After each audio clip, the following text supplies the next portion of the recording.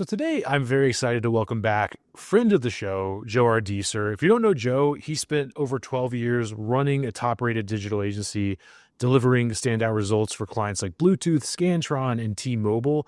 And after years of experience in the chaos of proposal writing, from rush deadlines, scope creep, money left on the table, which sucks once you realize you've done that, Joe knew there had to be a better way. I love that phrasing. There has to be a better way. It's like in The Simpsons with "Can't somebody else do it?" with the trash picking up or whatever. I digress. Today, Joe is the founder of Smart Pricing Table, which is an interactive proposal software built specifically for marketing agencies with features that help agencies streamline their process, upsell their services, and close deals faster.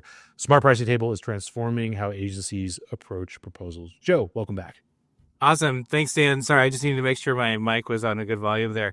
I'm excited to be with you and to see where the conversation goes. Yeah, absolutely. It's great to do this every so often because things change, and it's also like a lot of people say, we need to be reminded more than we need to learn new knowledge a lot of the time. And if you think about like proposals, if you think about like time to, compared to the results that you get, that's like one of the highest leverage things you can improve in an agency is just like your proposal conversion rate. So Right. with that, can you talk, going back in time, can you talk about some of those frustrations? Like what were you dealing with in order to justify, in order to focus on this as a problem, I should say?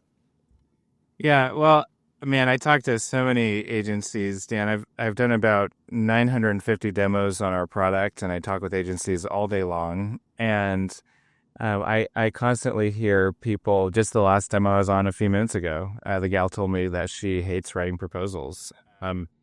And I would say there were two things that really drove me. So, and I put this under the big idea of proposal anxiety. But the first one is you've got to go quick. There's always a time pressure. As salespeople, we know that every day that goes by, your odds can go down. And so that always, it made me frantic. You can't like let your guard down. And then the second thing that drove me nuts was just the complexity. Proposals, I like to think of a proposal as a project plan in many ways. You're setting the stage, you're scoping things out, and the stakes are high. And so your proposal needs to be accurate. If it's not, post-sale, it can become a nightmare. And I think many of your listeners, if not all of them, can connect with the idea that, that one customer who you could have been okay without. Right. Because the project became such a disaster. So those two together, I'd say those are the big E's on the eye chart. You got to go fast. It's got to be accurate, and they don't play well together. It just causes a lot of anxiety. Yeah. There's a lot to dig into there. I think I'll start with just like the work that's getting put in the proposal process. Can you talk about that a little bit? Like, where do you feel like agencies are wasting time or energy in the proposal process? I would say a lack of systems. It's amazing how many agencies I talk to that are still just using a Word doc or a Google doc. Maybe they're working on a new proposal and they're thinking about something they scoped out for a customer 6 months ago, right? And so what you do is you're constantly searching through your corporate Dropbox or your file system, and you're grabbing a piece from here, a piece from there, and you're Frankensteining things together. Hopefully most of your listeners don't deal with this, but I know people do. Even the whole just forgetting, customer A's name in the proposal, and then you're sending it out, and you embarrass yourself, get pie on your face. I think lack of system, though, where it's like you're kind of just shooting from the hip every time, and it's very much document based, and that just adds to all of the. Not only are you have all the franticness from those two things I mentioned, but this adds like tedious, hairy are the kind of words you describe what that brings about. Yeah, I like that. I've been guilty of that. I remember once having an agency, and it was a basic generic name, and it was like Acme Advertising versus Acme Agency, and I pulled the other one and Right. put that at the front of the proposal, and suffice to say, lost that deal big time. Right. Uh, Right. Not a good taste in the mouth. right, exactly. But it's an easy mistake to make, and especially like as you're scaling your agency, training salespeople, which is something you're doing in your own business. Before we threw on the recorder, getting these little things figured out matters so much. When we are building outreach campaigns, there's some secret sauce. There's things that we know to work really well, but then a lot of it is just really like dotting the I's, crossing the T's over and over again, right? It's like not sexy, but it really matters. So to bring this to a question, can you talk a little bit about what like where the process is breaking down? So you're talking about like kind of the bubblegum duct tape thing. Um, what does having a more consistent system allow agencies to do? I think one of the biggest, so as I was dealing with this problem at my agency, we decided to create some custom software about 8-9 years ago, to write our proposals. And one of the breakthroughs that I had was reusable components that you can add quickly and tweak. And I think like, if there's one thing that can make proposal writing faster, more accurate, more enjoyable, less tedious, I would say it's creating a sales catalog, right? It's you're slowing down enough to ask, what are the things that we sell? Should we be selling these things? Should we not? When we say we sell this particular service, maybe it's, Dan, you do cold outreach, right? So when we say we're going to do a cold email campaign, what does that look like? What's the process for that? And when you start to do that, you start to get more clarity, as an agency around your services, where you're going, what you do, what you don't do. But that catalog is what allows you, to assemble things, in a way that doesn't drain you of all your mental energy. It's also a repository. And I think this is a really big pain point for a lot of agencies. You need a repository that codifies all your learnings, right? So these are kind of connected thoughts, but like, let's say that you're doing some social media management, okay? And there was, you outlined that it was an item in your sales catalog, and you spelt out what's included in that, but you forgot to talk about comments, right? Responding to people. So you're going to manage your customers' social media, but you totally forgot about what happens like when we do new posts and people engage. Like there's some ambiguity. Do I respond to that as the agency? Does my customer respond to that? And that's a painful thing when you realize there's a big oversight. Well, you got to take that learning and you got to put it in your repository. And so I think that's the one of the biggest things agencies are missing. Number one is sales catalog, but if you expand that a little bit more, a repository of templates, some kind of system that you can take those learnings so they don't have to keep killing you. Yeah, what I love about what you're saying is it reminds me of that. I think it's a Dan Kennedy line, which is little hinges swing big doors, right? And we have a version of this with outbound too, where it's like, okay, you want to do this thing that seems tactical, like you want to get your proposal act together and convert from X% to Y%. Well, now you've got to answer these bigger questions about really like what is repeatable about your process, who's doing what, where can you be valuable? What does your process look like for situation A versus situation B? So I'd love to get your perspective on that. So when agencies dive into smart pricing table, how easy or hard is it for them to answer those questions in order to build that repository in that process? Well, one of the nice things with our platform, and I'll say this so it doesn't sound like I'm all about ours. I think there's different proposal software out there, and ours hits hard with a lot of agencies. Not every agency, but a lot of agencies. And one of the nice benefits is we provide structure. So instead of just going to an empty document each time, or a really big document that's very open, like 30 pages, it has everything you have in it, and it's overwhelming. We provide structure. So, imagine you're adding a line item to a proposal.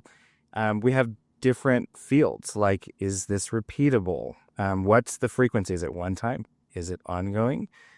We've got a room, obviously, for the title, but then also a description. And our line items go pretty deep. So you can have bolted lists, links. Maybe you want to provide some examples to some previous customers that you've served. And you can put images, you can put graphics, video. Maybe you want to talk about a service. You could grab something on YouTube that talks about a particular service, or you could even create like a Loom video. And so, the structure is what helps you think through that.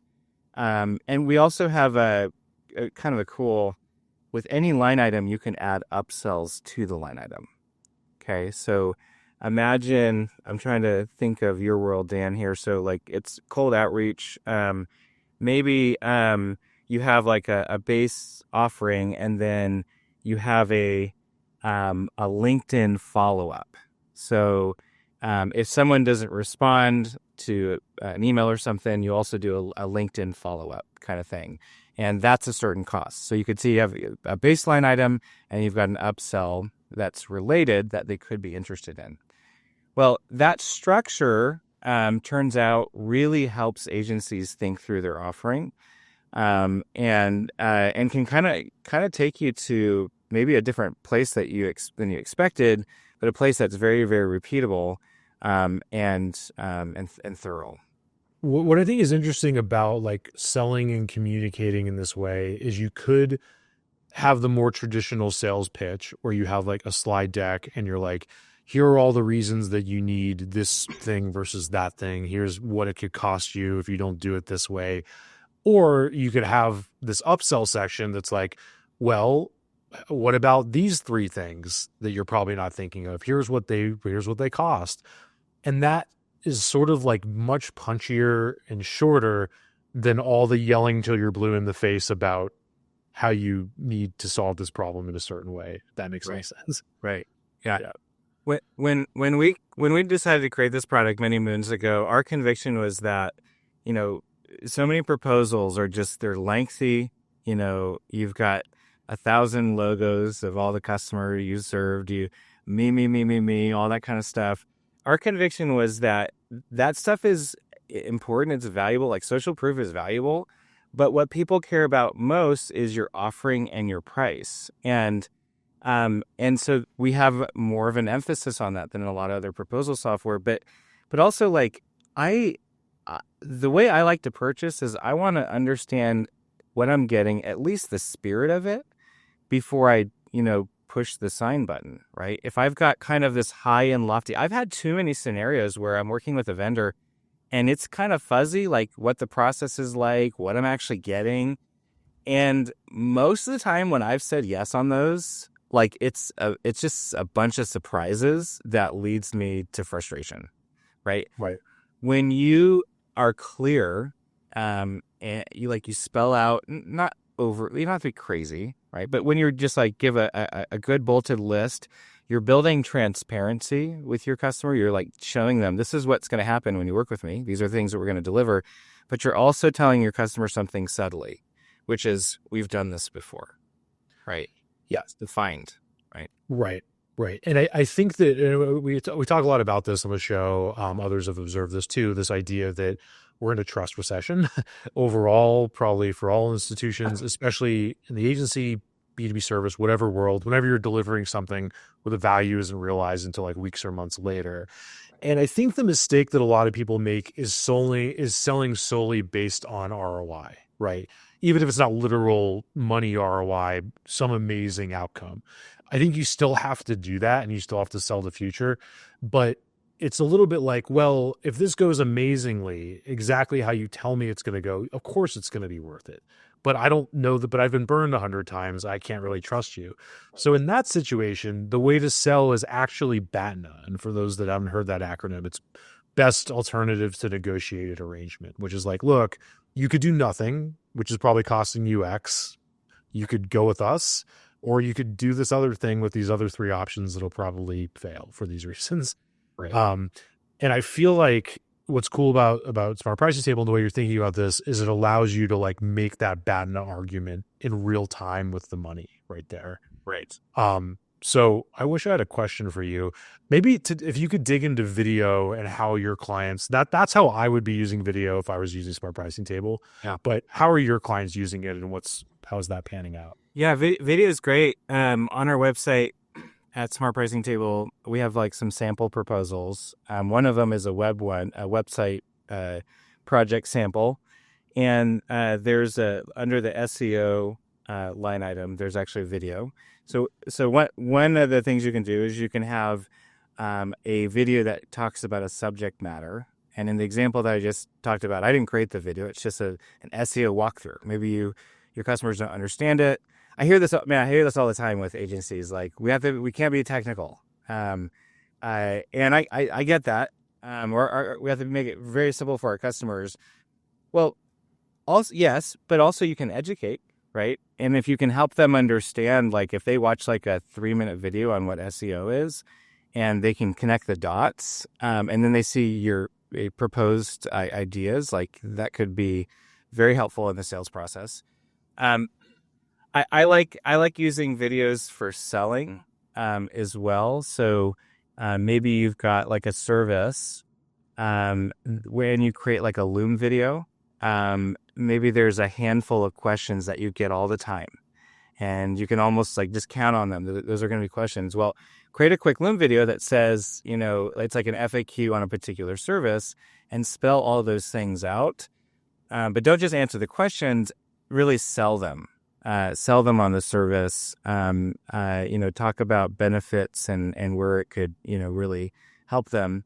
And it's really cool how you can put a video in there and have it do work for you, right? Your prospect opens your proposal Saturday at 2:00. You obviously would not be talking to them in most cases, but they can still hear from you and get very focused ideas around a particular service.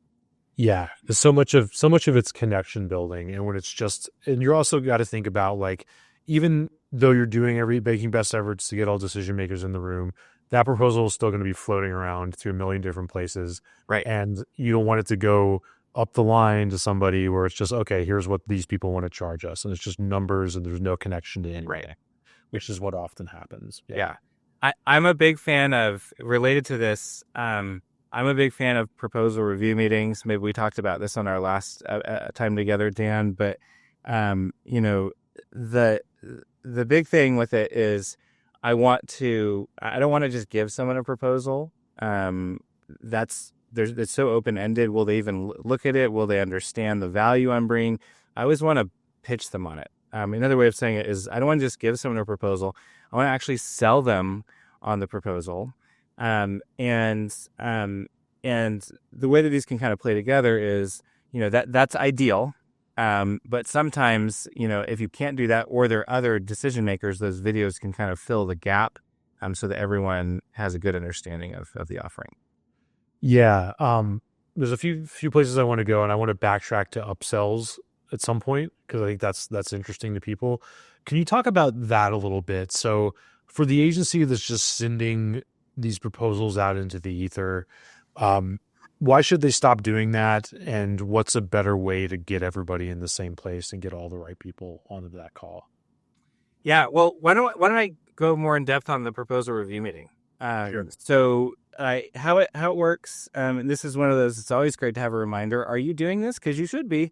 So how we would do it is I'd have a 30-minute discovery call with you, perhaps, Dan, I ran a high-end WordPress web design agency for 12 years. And so in this case, you'd probably be needing a website. I'd be talking about it. And I'd have a 30-minute discovery call. And then I'd say at the end of the call, well, Dan, I appreciate you booking this time with me, downloading all that information. The next step in our process is I'd like to schedule a proposal review meeting. I don't ask you if you want it. I just say it's part of our process, and so that feels concrete. I then open up my Calendly. I put it in your time zone right away, and I say, well, Dan, here are the days I have. You let me know what day works, and I'll show you my slots. The point is within seconds, maybe 20 seconds, I could get a date from you, and I could even fill out the form after the call if you had to run really quick. But the idea there is bam, from a meeting, book a meeting. Right. You'll never get your next sales call as easy as on your current one. I use that. I eat my own dog food with that in my current company. Schedule a demo with me, and you'll see me do that. Anyway, so 95% of the time, what I found is that the prospect will just go with it. If they don't want to do the meeting, well, they've shown their cards, right? Like, you're telling me you can't give me 20 more minutes of your time, but you want me to spend an hour on a proposal? Really? Sometimes you've just, they've got to get 10 proposals to check a box, maybe on a decision that was already pre-made, and I'm just not interested in playing that game. So that's how you get the meeting. And then you don't send the link until after.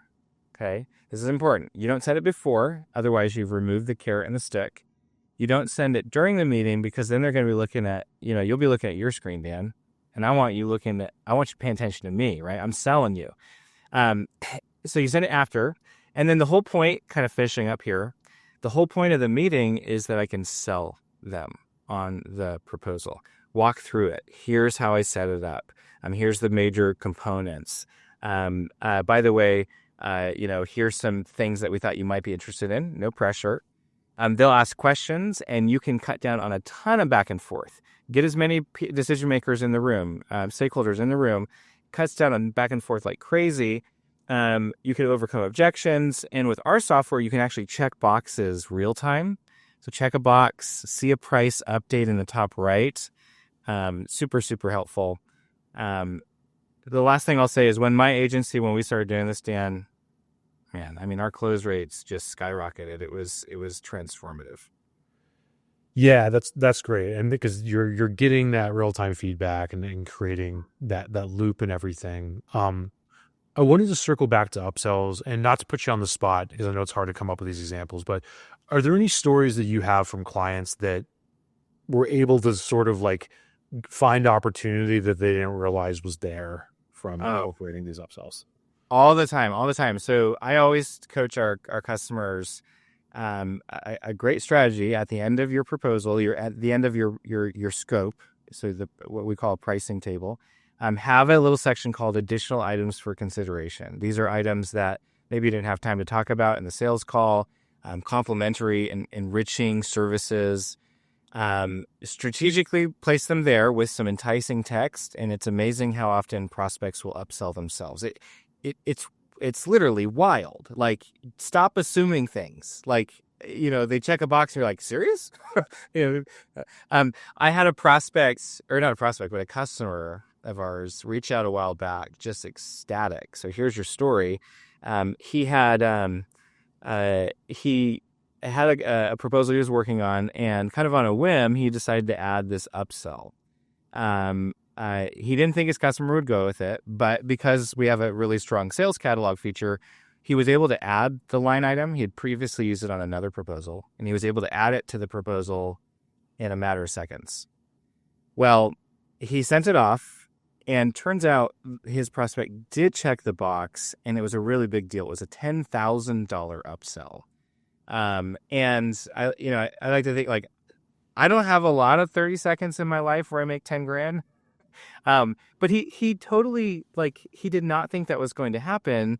And I think assumptions, when we have assumptions as salespeople, we can really mess ourselves up. I used to tell my sales guy, number one rule of sales, assume nothing.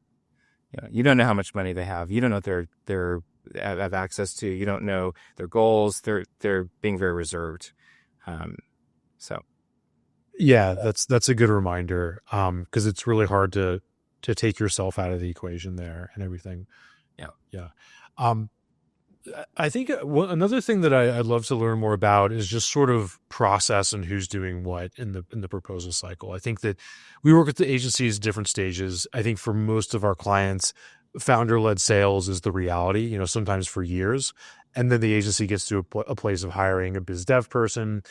And when there's a big proposal opportunity, it's kind of like different agencies handle it different ways. Sometimes you see all hands on deck from the client people. Sometimes the new business person's running it. The downside with that is they're not out selling new people because they're going back and forth on a proposal. Owners are involved. Is there a platonic ideal that you've seen for how a good proposal process should be run? And let's say money's no object. Yeah, yeah. Well, I know this. The first half of my agency, I did not have a salesperson. I was doing all the sales myself. And I remember thinking, man, websites are complicated things to sell. Like, I was always nervous that if I hired a salesperson, they'd sell a $5,000 proposal for 50 and a $50,000 proposal for 5. And either way, I go down to my grave early with gray hair, despising my agency. So that was always stressful. And I think a lot of agencies, they're like, the owners, they're like, I don't know how I could ever have someone take over this. And I think that's where, for us, the sales catalog was such a surprise. It was like, I started connecting the dots. Oh, my word. What I need to do is I need to be the solution architect. I need to build services and offerings that are built in a way where we always win, or we're more likely to win, profitable, like good expectations. And then after I have that and maybe some templates, which are a composition of those line items and different, content about our agency, after I do that, then I can actually have someone do sales, right? Good luck hiring a salesperson if you don't even really know what you offer, right? Like, this is going to be a complete disaster, make you hate things. So that was really big for us. We still had our all hands on deck moments, right? Where time kind of stops. You get that $250,000 proposal opportunity, and you're like, okay, if we get this, you get your whole team in, or maybe that's small for some of your agencies. I'll say 2 million, but everything kind of slows down. But I think either way, if you've got clarity on your offering, if you've productized, maybe you might call it, or just created that catalog, things tend to go a bit quicker. And to your last thing, I want my salespeople doing sales. Yeah. I don't want them stuck in a document writing that all day long. I want them on phone calls pushing the ball forward. So you've got to enable them with the right tech so they can do these things more efficiently.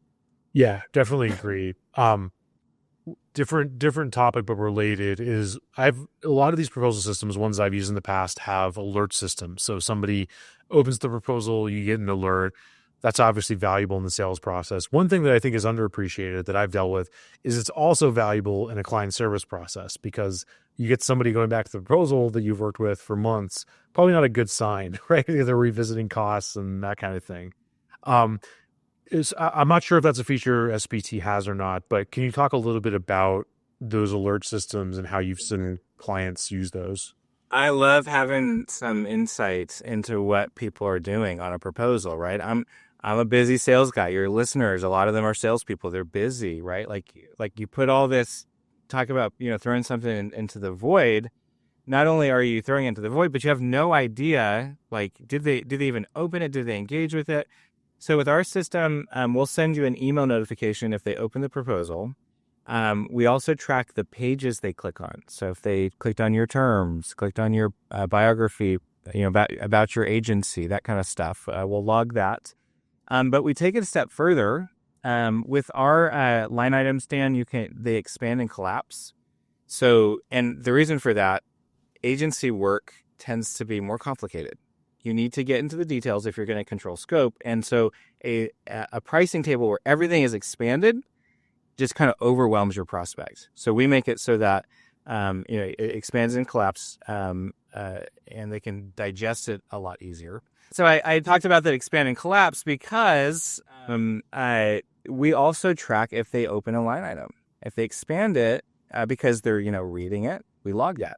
If they check a box, if they change a quantity, we log all of that so that, our customers can have the most informed sales follow-up. And two points a lot of times we'll get on our demos is, imagine a prospect turned an optional item on and off a few times. You could casually surface that at your next sales call. Not that they turned it on and off. That's creepy, right? But more like, hey, were you interested in social media management? I see you turn that off, right? And then they kind of go through some of their objections and give you a chance to overcome them. Maybe they should do it, and you're actually helping them by getting it back on the table. But also, I just, we all have limited time. No one gets more than 24 hours. We're sleeping 8 of it. And I want to optimize my time. And part of how I can do that is if I know what proposals are getting engagement, I can then reciprocate with those hotter prospects and give them a bit more time. It's also really nice if someone goes quiet and 2 weeks later you get a notification, they open the proposal. It's a great time to follow up maybe in the next day or two after that. So love insights. We've definitely built quite a bit into our product so you can understand what they're doing. Yeah, and where I've used software like this is also to know just like really what's likely to pan out. And like, because you'd present this live, at some point you're sending it, you may not be getting a decision live. And if you're not seeing that activity play out, it's probably not going to happen, right? Because you need to see the chatter going on, just like we were in the NSA listening to a call or something. Right. So I think that's really important. I think that one rote question that comes up, a topic I should say that's coming up all the time that I get sick of bringing up is AI, right? Where it seems like with enough data, you could have a system that eventually recommends doing this or that. How do you feel about that? How feasible do you think something like that is in the proposal space? Yeah, AI is so interesting. I think a lot of us are kind of like, who has a job in 5 years? Right? Like, I've often, the nightmares of a SaaS product owner is, Chatty. I call it Chat GPT. I call it Chatty. Chatty recreates websites, but better. And then it's done in like 5 minutes. That's nightmare fuel right there. I think AI is really interesting. So we don't have a direct integration, but there's some intentionality there.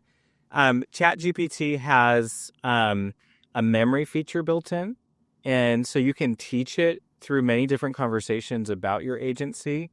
And so we tend to I'm very pro AI. I love it. But I recommend customers like scope things out in ChatGPT, like give it your insights and inputs and all that kind of stuff, and then have it build it in a format, like output the text and then just copy and paste it to our system. I think that that's a great way to leverage AI in a smart way. There's a lot of dumb ways we do, it's like, that's not helpful. But another thing is, with our system, there's like this whole idea of like, I think a lot of agencies are like, could it ever get to a point where I could just talk to ChatGPT? I love the little record feature, and talk to it for 10 minutes and then have it generate a proposal automatically. And I think the problem with that is there's so much information about your agency and your services that it won't know. I mean, give it 5 years, maybe, I don't know. I think, as I've thought about this, like you need the components. Use the AI to build the components. But even as you're doing that, you're just getting so in depth on and thinking through it, like you're giving it, real intelligent thought. Will it get there? I'm here for it. I'll grab the popcorn and we'll see if it can get to that. So will the entire world end up just being a prompt, an empty text box, and you just talk to who knows? Well, that's about my pay grade. I think that for proposal creation in the agency space, the problem is just sample size. Like even if it learns about your agency, the number of reps that it would need to actually and then you're switching stuff up and you're going after this vertical and that vertical. There's so many variables that what it ends up doing is it's like, I'm just going to pull the aggregate of all agencies solving this problem. And then it's like, well, you're just going to blend in to the rest. Leveraging AI in a way that's actually helpful. I think that's a skill. and it's all new, so we're still figuring it out. But like, I like AI is complementing what I do, but as soon as I try to give it a steering wheel, it's like embarrassing. Like, you know, write me a post on this. Yeah. Right. And sometimes it can be, I mean, we see this in the sales outreach world too, where it's like, sometimes it's a solution in search of a problem, where it's like, you're trying to do some fancy thing that you heard about, where it's like, you really just need to reach out to people that are in the vertical that you serve and build relationships or get an extra few referrals a month. And Right. that would probably do great. And in your case, make proposals, 50% better and faster. Right. And that probably is going to do a lot too. So Right. that all makes sense. I guess like to kind of bring this to the end of our time, if you could, aside from just signing up for SPT, which I think people should do because it's great, if you could leave agencies with new business advice, like one piece of new business advice, what would it be? Yeah. Well, apart from read lots of books, slow down, educate yourself, all those, join a mastermind, all these things, like the typical, something more connected to the conversation. I would just say, whether you have an interest in smart pricing table or not, you like have an interest in this problem. And the problem is you're losing deals because you're not responding fast enough. Your morale is down as an agency owner or an agency leader because you hate this process. Like, it just doesn't. How many times have we solved a problem in our agency or in our business where you're like, why did I wait 2-3 years to do that when it literally took this amount of time and totally reasonable amount of time? And so I just say, like, slow down to speed up, right? These problems, you can overcome them, but you've got to start thinking more critically. What is our proposal process, and how do I make this run smoother? How do I invest in a better tomorrow by being strategic today? Yeah, I really like that, because we want to chalk these problems up to like, well, if we could just make our proposals better or make the graphics better or tweak this over here. But it's like, if you hate doing the process, you're probably not going to do it consistently or well. And that's the real problem. Right. So that's great, Joe. So with that, where could people go to learn more about SBT and find out what you're up to? Yeah, so smartpricingtable.com.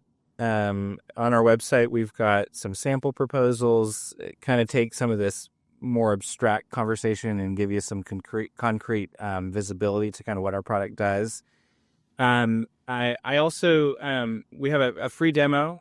We're kind of the product where you kind of see it, right? Like, otherwise it's just like proposal software, right? It's a dime a dozen.